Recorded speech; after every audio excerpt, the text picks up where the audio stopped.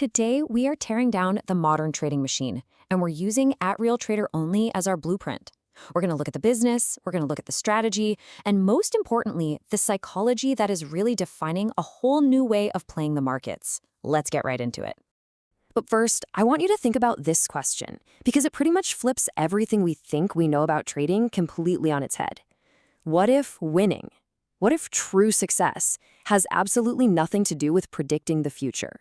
Because, the game has totally changed. There is a new model that's completely taking over online trading, and it operates on a set of rules that are, well, they're just completely different from what most people are used to. And right at the heart of this new world is something called a prop firm. So, what on earth is a prop firm? Okay, picture this. It's a company that offers you a massive amount of simulated money to trade with. But of course, there's a catch. You have to pass this incredibly difficult test first. You've got to hit a certain profit goal without breaking their super strict risk rules. And the biggest, most important rule is the trailing drawdown.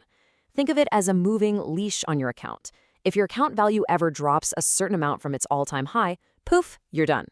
It's a rule that forces you to manage your risk on every single trade. Okay, so to really, truly understand the strategy here, we have to understand the business first. You got to follow the money. So let's take a look at how the whole @RealTraderOnly machine is actually built. It's a very clever system designed to take a trader all the way from a beginner to a funded pro. The whole model is really a three-step funnel. It all starts with a paid community, right? A place for education and mentorship. Next, members get access to a proprietary trading indicator. That's the algorithm that helps make all the trading decisions completely mechanical. And then finally, it funnels those traders straight into the prop firms that they're partnered with. See how that works?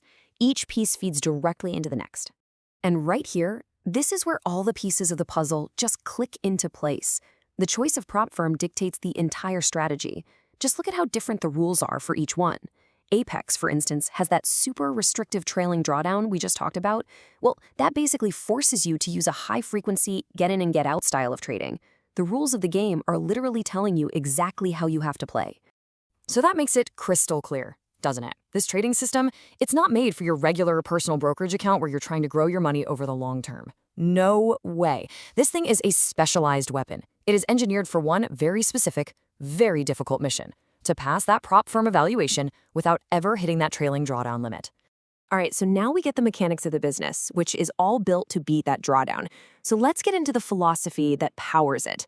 And this, for me, is where it gets really fascinating, because this isn't just about reading charts. This is about completely rewiring the way a trader even thinks about the market.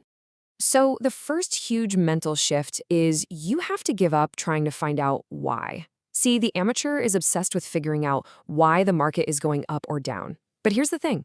By the time you know why, the move is already over. The professional framework, it doesn't care about why. It only cares about, if this happens, then I will do that. It's 100% reactive, not predictive.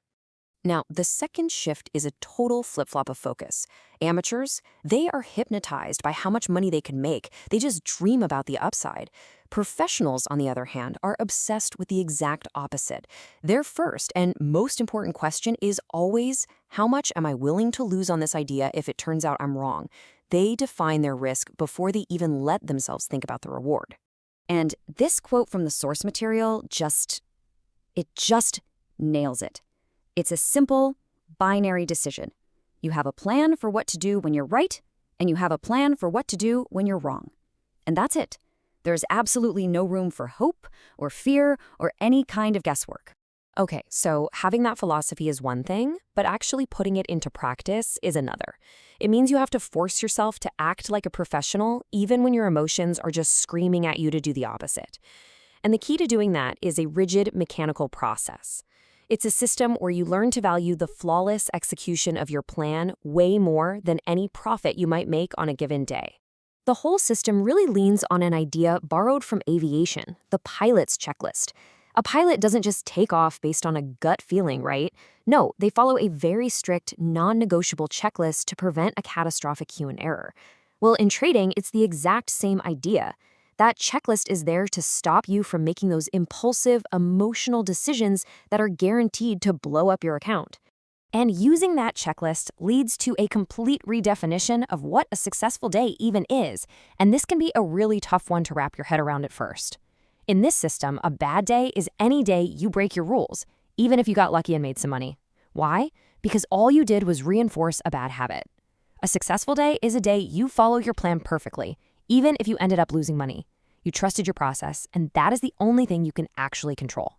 So the whole entire goal of being this mechanical, this robotic, is to just get rid of what the source calls wrong focus.